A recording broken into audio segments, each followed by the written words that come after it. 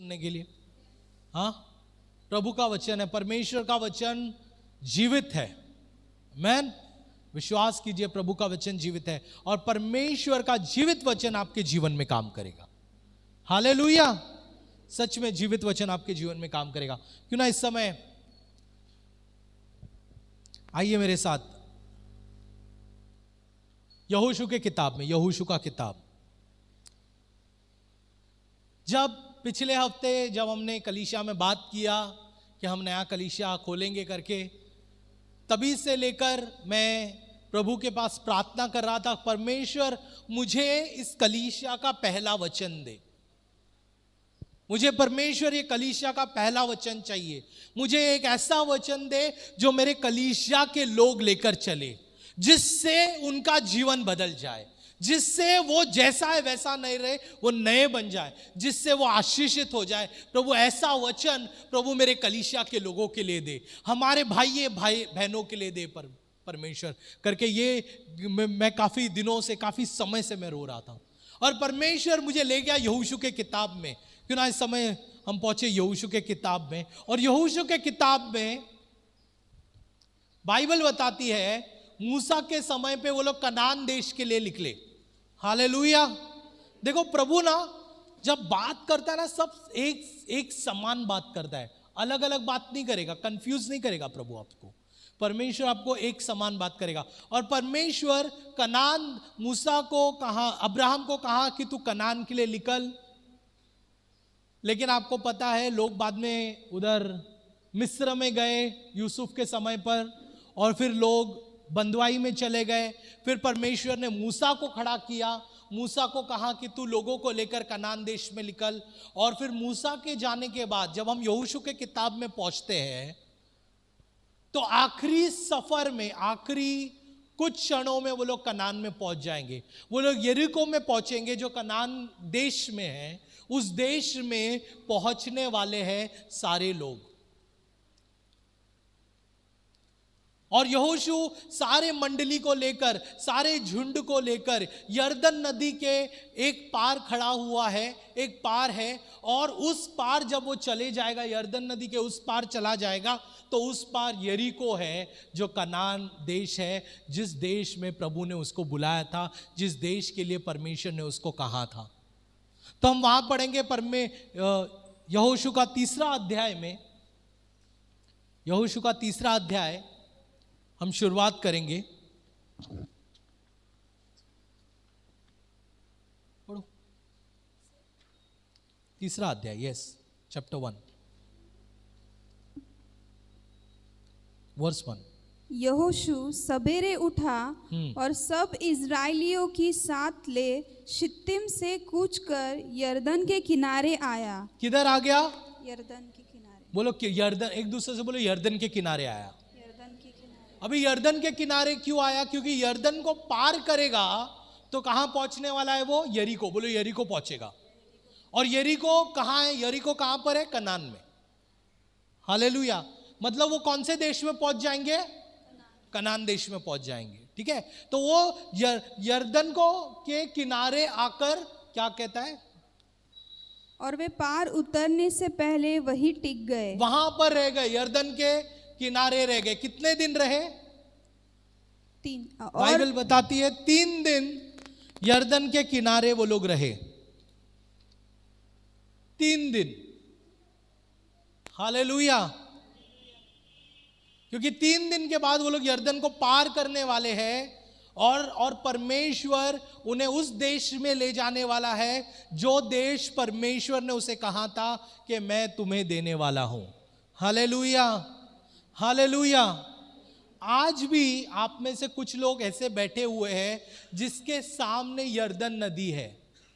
अगर आपने उस चीज को पार कर लिया तो आप आशीष में चले जाओगे, लेकिन अगर आप इस पार रह गए तो आप कभी भी आशीष नहीं पाओगे। यहोशू के अंदर एक सवाल था कि उसे उस यरदन नदी को पार करना था। अगर उसने वो यरदन नदी को पार किया तो वो कनान देश में पहुंच जाएगा, यरीको देश में पहुंच जाएगा। लेकिन वो रुका 3 दिन। Hallelujah, hallelujah. हम लोग भी रुके हुए हैं। अभी रुके हुए क्यों थे? क्योंकि उस समय, अगर मैं 14वां वचन पढ़ूं, 17वां वचन पढ़ूं, उस समय कटनी का समय था और यरदन नदी का बहाव काफी तेज था। क्या था? बहाव काफी तेज था। यानी कि अगर यरदन नदी में उतरते हैं तो हादसा हो सकता था। यरदन नदी में उतरेंगे तो डूब सकते थे। यरदन नदी में उतरेंगे कुछ प्रॉब्लम हो सकते थे। इसलिए वो 3 दिन तक विचार कर रहे हैं कि इसको कैसे पार करें। हालेलुया।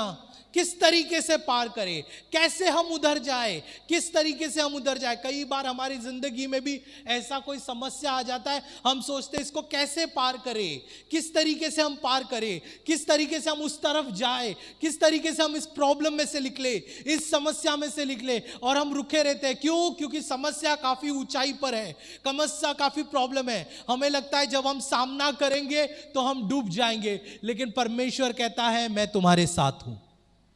हालेलुया। मैंने तुम्हें बुलाया है, मैं तुम्हारे साथ हूं और मैं तुम्हें पार कराऊंगा। एक दूसरे से कहो, परमेश्वर पार कराने वाला है। आमीन। हालेलुया। परमेश्वर पार कराने वाला है। हमें विचार करने की जरूरत नहीं है, हमें सोचने की जरूरत नहीं है कि परमेश्वर कैसा करेगा। परमेश्वर पार कराएगा। हालेलुया। हालेलुया। और तीसरे दिन उठकर क्या हुआ वहां पर? और 3 दिन के बाद सरदारों ने छावनी के बीच जाकर छावनी के बीच जाकर प्रजा के लोगों को यह आज्ञा दी, प्रजा के लोगों को यह आज्ञा दी, जब तुमको अपने परमेश्वर यहोवा की वाचा का संदूक और उसे उठाए हुए लेवी याजक भी देख पड़े, तब अपने स्थान से कूच करके उसके पीछे पीछे चलना। हालेलुया। अब यरदन के किनारे उन्होंने अपना डेरा बसाया था और यरदन से उन्हें कनान जाना था। अब यरदन के किनारे डेरा बसाया है, पानी भी ऊपर जा रहा है, सारी चीजें ऊपर जा रही है, पता नहीं कैसे पार करने वाले हैं। तब यहोशू ने एक चीज बोला, लोगों के बीच में फैलाया। क्या फैलाया मन में? कि परमेश्वर का संदूक आगे जाएगा। कौन आगे जाएगा? परमेश्वर का संदूक। परमेश्वर का संदूक, पुराने नियम में परमेश्वर का संदूक परमेश्वर की उपस्थिति को दर्शाता था। हालेलुया। और वो कहता है कि प्रभु का संदूक आगे जाएगा और हम लोगों को उसके पीछे जाना है। मैन पढ़ो, फिर से पढ़ो, 3 और 4 पढ़ो अच्छे रीति से। प्रजा के लोगों को यह आज्ञा दी, प्रजा के लोगों को यह आज्ञा दी, जब तुमको अपने परमेश्वर यहोवा की वाचा का संदूक और उसे उठाए हुए लेवी याजक भी देख पड़े, तब अपने स्थान से कूच करके उसके पीछे पीछे चलना। उसके पीछे पीछे होना। किसके पीछे? बोलो, प्रभु के संदूक के पीछे। प्रभु के संदूक के पीछे। प्रभु बोलो, एक दूसरे से बोलो, प्रभु के संदूक के पीछे। प्रभु के संदूक के पीछे। क्यों पीछे जाना है? क्यों पीछे जाना है? पढ़ो। परंतु उसके और तुम्हारे बीच में 2000 हाथ के लगभग अंतर रहे। तुम संदूक के निकट न जाना, ताकि तुम देख सको कि किस मार्ग से तुमको चलना है। आगे आगे आगे। क्योंकि अब तक तुम इस मार्ग पर होकर नहीं चले। अब तक तुम इस मार्ग पर होकर नहीं चले। आज पहली बार तुम इस मार्ग पे चलने वाले हो। यहोशू क्या बोलता है सब लोगों को? पहली बार तुम लोग इधर जाने वाले हो, तुम्हें रास्ता पता नहीं है। तो अगर तुम्हें रास्ता पता नहीं है तो तुम्हें ऐसे व्यक्ति की जरूरत है, ऐसे परमेश्वर की जरूरत है जो तुम्हें रास्ता बताए। इसीलिए परमेश्वर तुम्हारे आगे जाएगा और तुम्हें चिंता करने की कोई जरूरत नहीं है, तुम्हें बस परमेश्वर के पीछे चलना है। हालेलुया। हालेलुया। कलीसिया में आज आपके लिए यह वचन लाया हूं। अगर आप परमेश्वर में बढ़ोतरी चाहते हैं, अगर आप अपने जीवन में बढ़ोतरी चाहते हैं, अगर आप कुछ नयापन होना चाहते हैं, अगर आप नई बातें को देखना चाहते हैं, तो एक ही चीज करो, परमेश्वर के पीछे चलना चालू करो। भले ही तुम्हें पता नहीं कि सिचुएशन क्या है, कहां पे जा रहा हूं मैं, क्या कर रहा हूं मैं, ये सही है कि नहीं है, ये गलत है कि नहीं है, वो तुम्हारा प्रॉब्लम नहीं है। तुम्हारा परमेश्वर जिधर जा रहा है उधर तुम्हें जाना है। हालेलुया। हालेलुया। यहोशू ने क्या बोला?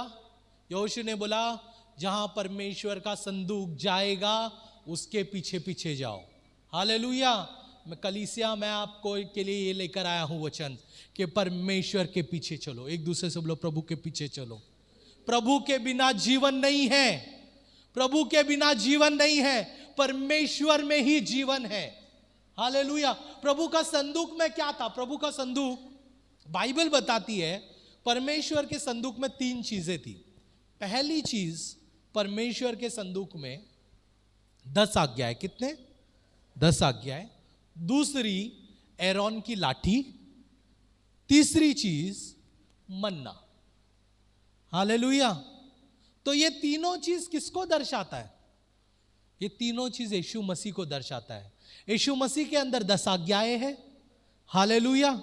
यीशु मसीह अधिकार में है कि वो राजा है, वो हमारी सारी बीमारी, सारी तकलीफ, सारी चीजों को दूर कर सकता है। और यीशु मसीह जीवन की रोटी है, जो भी उसमें खाएगा वो कभी भी भूखा नहीं रहेगा। हालेलुया। तो परमेश्वर का संदूक किसको दर्शा रहा है? परमेश्वर का संदूक यीशु मसीह को दर्शा रहा है। तो प्रभु हमसे क्या बोलना चाहता है? किसके पीछे चलना है हमें? किसके पीछे चलना है भाई? किसके पीछे चलना है बहन? यीशु के पीछे चलना है, किसी और के पीछे नहीं चलना है, यीशु के पीछे चलना है। क्योंकि जब हम यीशु के पीछे चलेंगे वो रास्ता बताएगा, वो सही रीति से बताएगा। दूसरी चीज जो महत्वपूर्ण है, पहला कहा कि तुम यीशु के पीछे चलो। दूसरी चीज वो कहता है, दूसरी चीज वो कहता है यहोशू 3 हम पढ़े, पढ़ो आगे पढ़ो, 5वां वचन। फिर यहोशू ने प्रजा के लोगों से कहा, फिर यहोशू ने प्रजा के लोगों से कहा, तुम अपने आप को पवित्र करो। अपने आप को पवित्र करो। क्या करो? पवित्र करो। क्या करो? पहले क्या करना है? बोलो प्रभु के पीछे चलना है। एक दूसरे से बोलो प्रभु के पीछे चलना है। दूसरा चीज क्या करना है? दूसरा क्या करना है? क्या करना है? अपने आप, बोलो अपने आप को पवित्र करना है। ऐसा बोलो, मुझे पवित्र बनना है, मुझे पवित्र बनना है। आपको मालूम है आप प्रभु के मंदिर हो। आप किसके मंदिर हो मालूम है? परमेश्वर के मंदिर हो। आज परमेश्वर दीवारों के मंदिरों में नहीं रहता है। हमारा परमेश्वर दीवारों के मंदिरों में नहीं रहता है, हमारा परमेश्वर हमारे अंदर रहता है। अगर हम परमेश्वर को हमारे अंदर रखें, हमें कितने अपने आप को सही रखना है, हाँ या ना? और पवित्र होना जो है वो एक प्रोसेस है, वो एक कार्य है, वो जिंदगी भर चलता रहेगा। जिंदगी भर आपको परमेश्वर में सही होना है। हालेलुया। फिर से पढ़ो वचन। फिर यहोशू ने प्रजा के लोगों से कहा, तुम अपने आप को पवित्र करो। तुम अपने आप को पवित्र करो, क्योंकि कल के दिन क्या होने वाला है? यहोवा तुम्हारे मध्य में आश्चर्य कर्म करेगा। आश्चर्य कर्म करेगा। अगर आप चाहते हो कि आपके मध्य में आश्चर्य कर्म हो जाए, तो अपने जीवन को सही करना चालू कर दो। हालेलुया। कलीसिया मैं आपके पास साफ बात कर रहा हूं, आपके जीवन को सही करना चालू कर दो। ये परमेश्वर ने पहला दिन का वचन लाया है, क्योंकि परमेश्वर अपने मंदिर में सही लोगों को देखना चाहता है। हालेलुया। हम कैसे सही होंगे? निर्गमन का 19वां अध्याय, निर्गमन 19वां अध्याय, हम इसमें वापस आएंगे। निर्गमन का 19वां अध्याय वचन 14 हम पढ़ेंगे कि हम कैसे सही होंगे।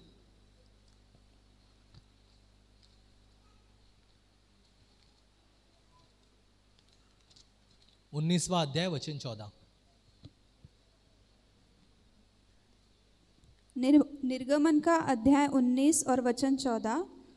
तब मूसा ने पर्वत पर से उतरकर लोगों के पास, सुनो। तब मूसा ने पर्वत पर से उतर के लोगों के पास आकर उनको पवित्र कराया, और उन्होंने अपने वस्त्र,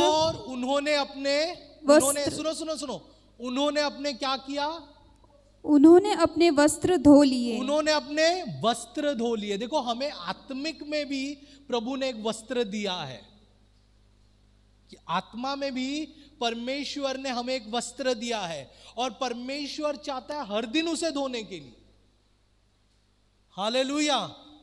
हर दिन हमें सही होना है, हर दिन हमें धोना है अपने आप को, हर दिन हमारे जीवन को हमें सही करना है। आप लोगों को वो कहानी पता है खोया हुआ बेटा के बारे में?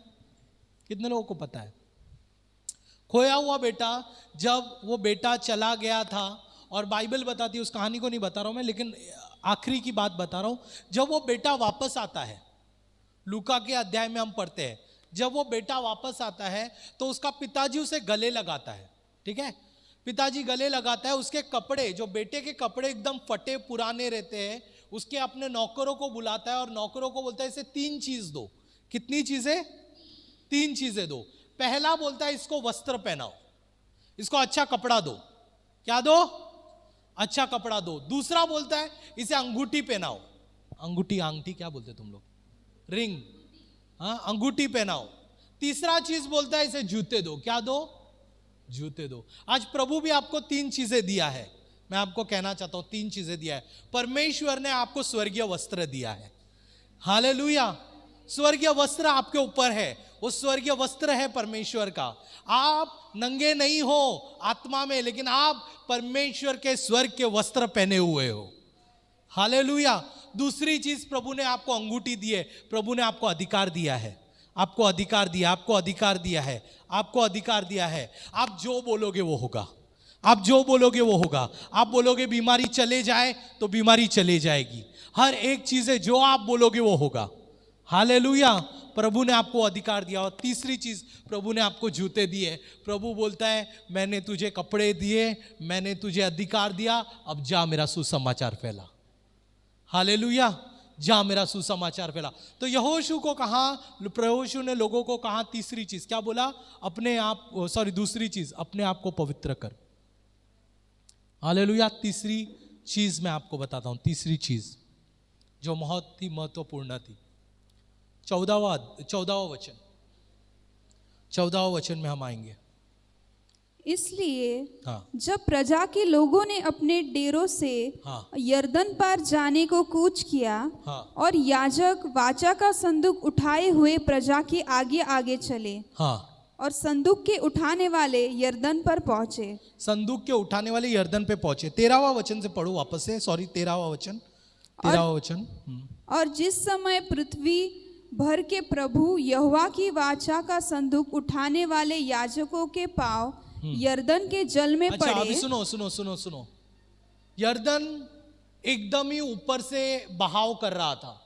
उस यरदन नदी में जाएंगे तो कुछ भी हादसा हो सकता था, एकदम ऊपर से। अगर आप 14, 15, 16, 17 अगर आप पढ़ते हो तो उसमें पता चलेगा यरदन का नदी बहुत ही ऊपर से बहाव कर रहा था। और उस समय पर परमेश्वर यहोशू को कहता है कि मेरे लोगों को बोल, मेरा वाचा का संदूक लेकर तू यरदन नदी में उतर। किस पे उतर? यरदन नदी में। और जब याजक लोग वाचा का संदूक लेकर यरदन नदी में उतरते हैं, बाइबल बताती है जब उनके पैर गीले होते हैं। क्या होते हैं? बोलो, पैर गीले होते हैं। जैसे उनके पैर गीले होते हैं, यरदन नदी का बहाव बंद हो जाता है। हम पढ़ेंगे 13, 14, 15, 16, 17 और 5 वचन स्टार्टिंग से पढ़, ध्यान देना इस पर।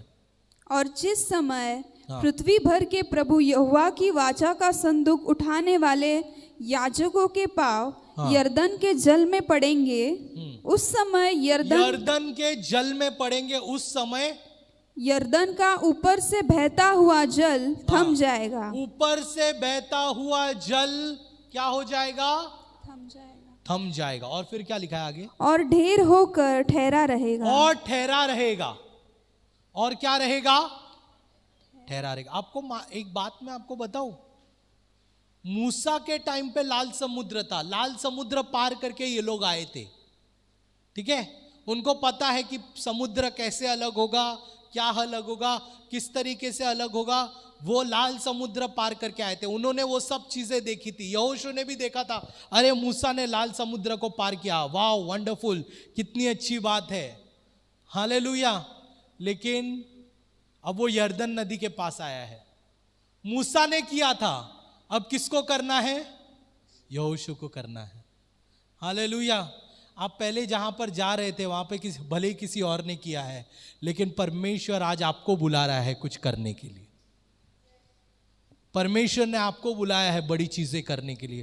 वो बोलता है जो लोग ने किया उनको भूल जाओ, उन्होंने किया आपने ताली बजाया, लेकिन परमेश्वर चाहता है अब आप करें और लोग ताली बजाए। Hallelujah, hallelujah. तो यहोशू ने क्या किया? यहोशू ने परमेश्वर के संदूक को पानी में उतारा, और जब परमेश्वर का याजक के पांव गीले हो गए तो क्या हुआ? समुद्र, नदी अलग हो गया और सूखी भूमि हो गई, और वो सभी लोग चले उस जगह पे। प्रियो, जब तक आप उतरोगे नहीं विश्वास में, तब तक आपका समस्या अलग नहीं हो सकता, तब तक रास्ता नहीं बन सकता। आपको विश्वास में उतरना है। आपने पवित्र किया आपने आपको, आपने परमेश्वर को आगे लेकर चल रहे, लेकिन अगर आपके अंदर विश्वास नहीं है ना तो कुछ नहीं हो सकता। लेकिन अगर आप विश्वास है तो आप बड़े से बड़ा पहाड़ को भी नीचे उतार सकते हो। Hallelujah, hallelujah. आपके अंदर विश्वास होना जरूरी है। एक दूसरे से बोलो, विश्वास होना जरूरी है।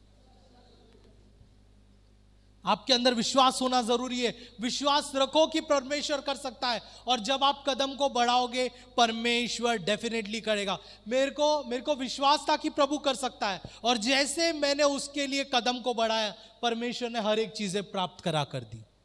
Hallelujah, hallelujah. आखिरी चीज मैं आपको कहना चाहता हूं, आखिरी बात मैं आपको कहूंगा।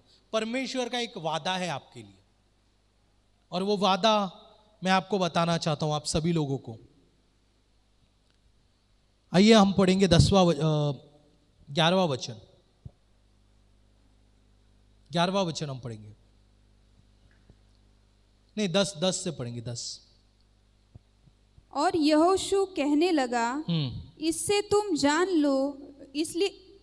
तुम जान लोगे कि जीवित ईश्वर तुम्हारे मध्य में है, और वह तुम्हारे सामने से निसंदेह कनानियों, हित्तियों। अच्छा, अभी परमेश्वर ना यहोशू को एक वादा करता है। क्या वादा करता है?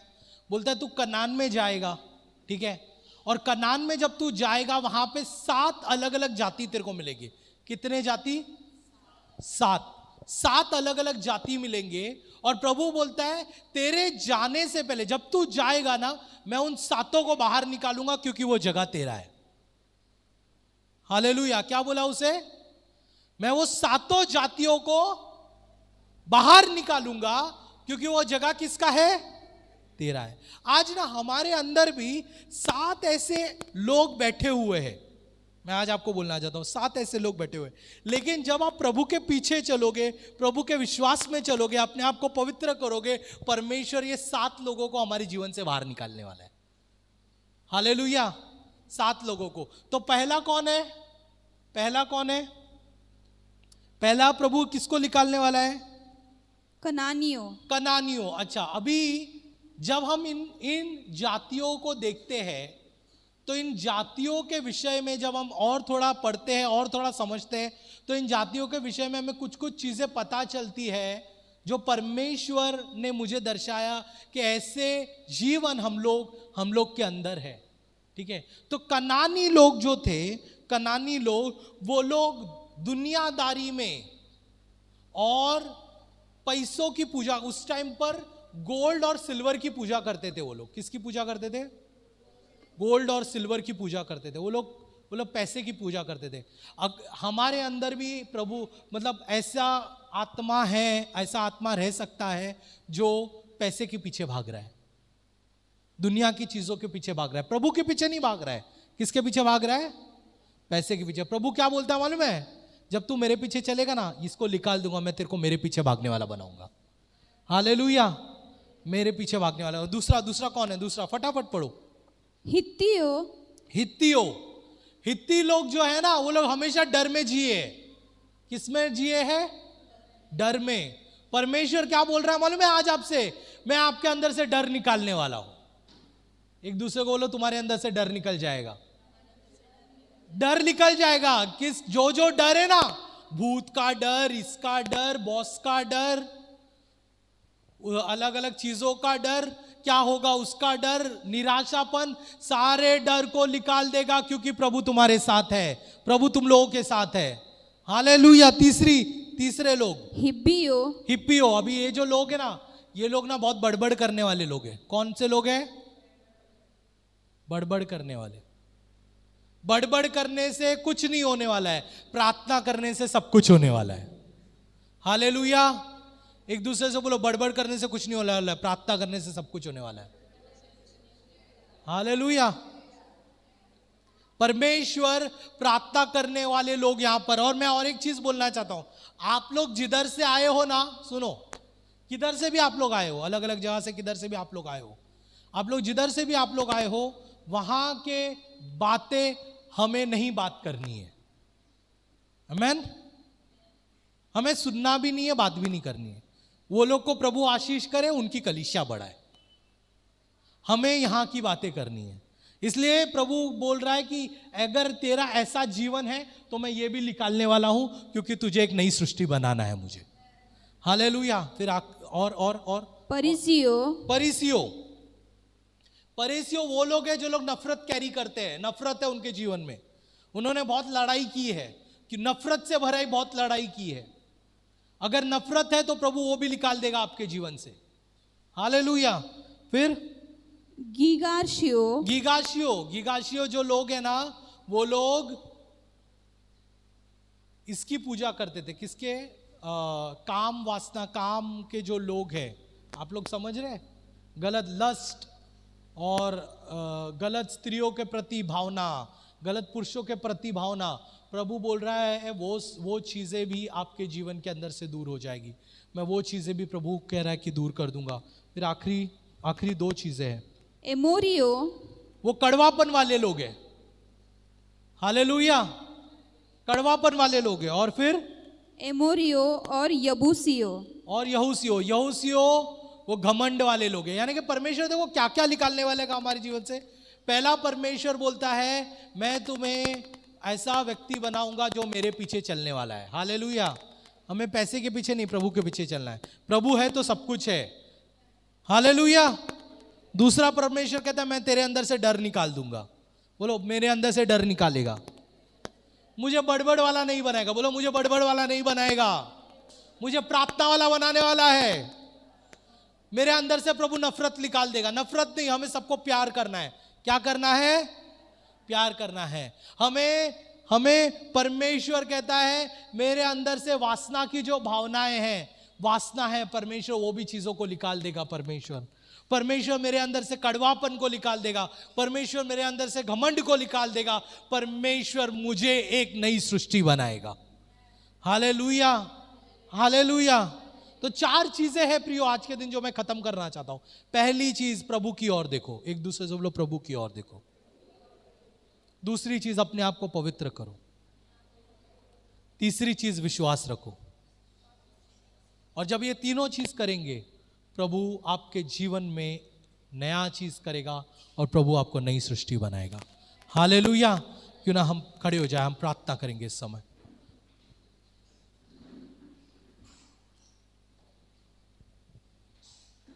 आइए हम प्रार्थना करेंगे परमेश्वर के पास।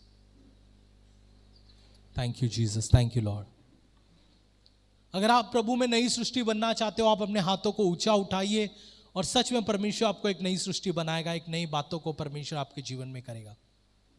हालेलुया। परमेश्वर, हम धन्यवाद देते हैं प्रभु सारे लोगों के लिए। परमेश्वर, तू महान है, तू योग्य है, तू भला है। प्रभु, तेरे ऐसा कोई नहीं है। तू ही राजाओं का राजा है, तू ही प्रभु का प्रभु है। परमेश्वर, आप एक नई सृष्टि हमें बनाएगा, एक नए बातों को प्रभु आप हमारे जीवन में करेगा। इसलिए धन्यवाद परमेश्वर। प्रभु, हम नहीं, लेकिन यहाँ पे आप काम कर पिता परमेश्वर। परमेश्वर, हर एक लोग के जीवन में प्रभु तू कार्य कर। तेरी इच्छा परमेश्वर पूर्ण हो जाए, तेरा राज्य आए परमेश्वर, तेरा कार्य हो प्रभु। ये प्रार्थना हम मांगते हैं यीशु मसीह के नाम से। अगर कोई बीमारी में है, कोई तकलीफ में, आप अपने हाथों को ऊंचा उठा सकते हैं। हम आपके लिए प्रार्थना करेंगे इस समय। अगर आप बीमारी में हैं, अगर आप तकलीफ में हैं, अगर आप समस्या में हैं, तो आप अपने हाथों को ऊंचा उठाएं। Thank you Jesus, thank you. आप विश्वास करिए प्रभु आपको चंगाई देगा, विश्वास करिए प्रभु चंगाई देगा, क्योंकि परमेश्वर के द्वारा ही चंगाई आती है। परमेश्वर के कोड़े खाने से आप चंगे हो गए हैं। 2000 साल पहले प्रभु ने कलवरी क्रूस के ऊपर अपनी जान दी ताकि आप चंगे हो जाए। हालेलुया। प्रभु हम प्रार्थना करते हैं, सारे लोग जिन्होंने अपने हाथों को ऊंचा उठाया है, प्रभु उन सभी लोगों को प्रभु तू आशीष कर यीशु मसीह के नाम से। प्रभु हर एक बीमारी की आत्मा को हम निकालते हैं यीशु मसीह के नाम से।